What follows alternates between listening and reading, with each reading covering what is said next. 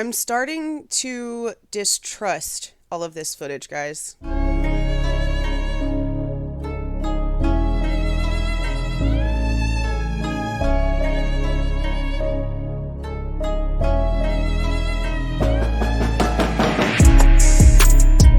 Hey, this is Jules with True Crime Reactions. I'm just going to put my opinion out here on these, and I'm just going to leave it at that because I've been thinking about this over the past few days, and I wanted to go ahead and give you guys my conclusion of these thoughts.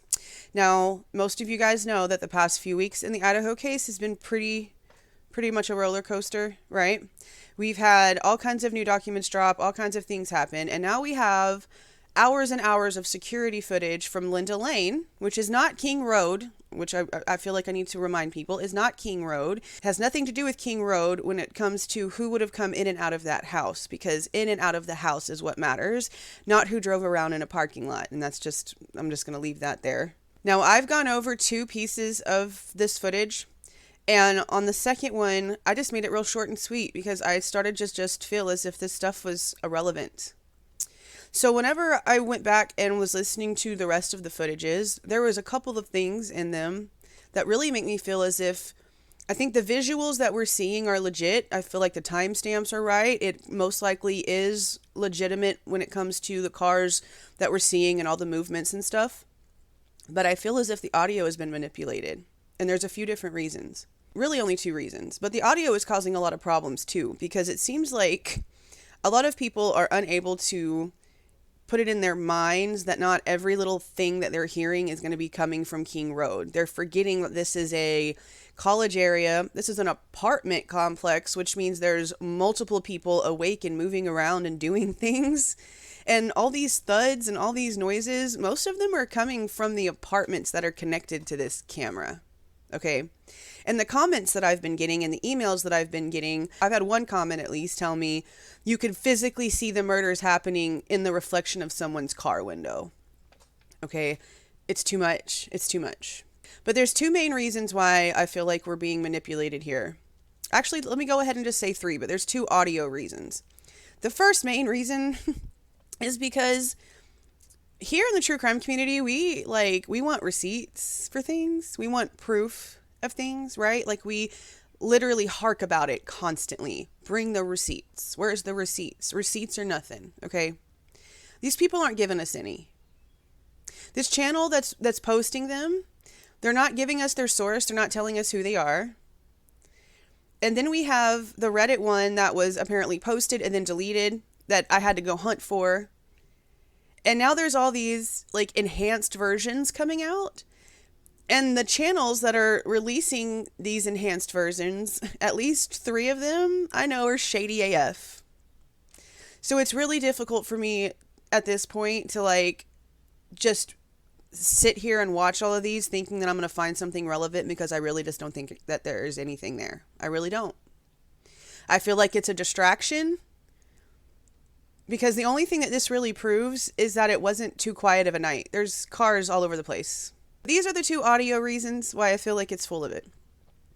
Now, there was an audio going around, not the Joseph Morris one, but the second one, where you can hear very guttural screams and what people feel like are words. I don't hear half of what people are claiming that they hear in this audio.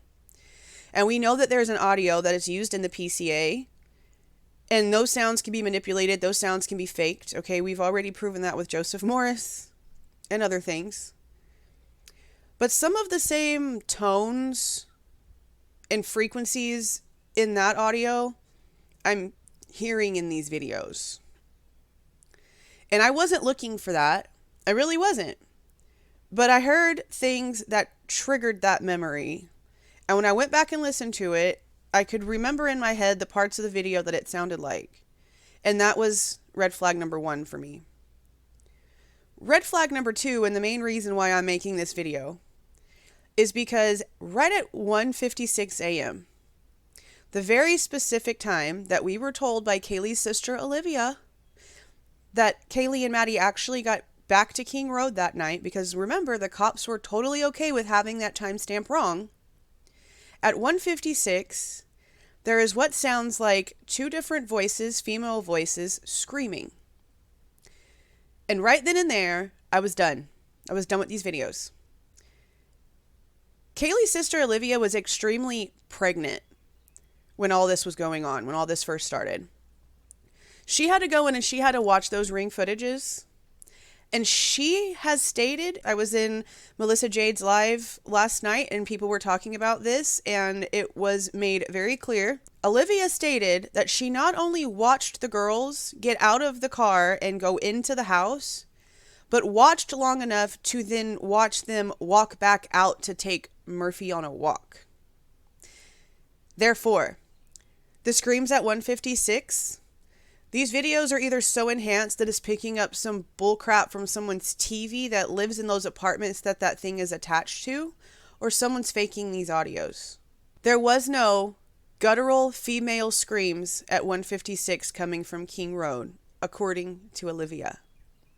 And we know that the Goncalveses are very verbal, and they have had no issue letting details out. There is no way that Olivia, as pregnant and emotional and under stress as she was, could have sat there on News Nation and lied. I know that people are questioning some things now about the intentions of the families, but this was in the beginning, man. This was in the beginning. She would not have been able to sit there and lie. To know in her head that at 156, whenever she actually watched Kaylee and Maddie walk into the house, that suddenly she heard screams and she knew that right then and there, that's whenever it all started. She wouldn't have been able to have sat there, pregnant, emotional, hormonal, stressed the F out, and lie, saying that she watched them walk in the house and then watch them walk back out to then walk Murphy. And that right there is the reason why I believe that the audio in these videos is fake. At least parts of it. I believe the visuals are real. I think the security footage probably really is from Linda Lane. Even if it is the owner that gave this over to somebody, there's nothing in the gag order that would put the apartment owner in any trouble. There's just not. If people are trying to act, gag order, this person wouldn't be under said gag order. And there's nothing clear enough in any of this footage that could be used in court. It's just not. We're going to sit here and think that at least they have footage that is clear enough for the fact that they are trying to push the death penalty. Nothing that we're seeing here is something that they're going to be using in court. There's nothing here. There's nothing in these videos, in my opinion. In my opinion. And I could be wrong. Somebody could end up finding something and I have to come out here and talk about whatever they found because holy crap, I can now see it too and now we need to talk about it. That's a complete possibility. But as of now, my opinion is that the visuals are real. They're not clear enough to determine either way or anything at all. But some of these audios are fake and we are being manipulated. And that is my final opinion on it. Okay. See y'all.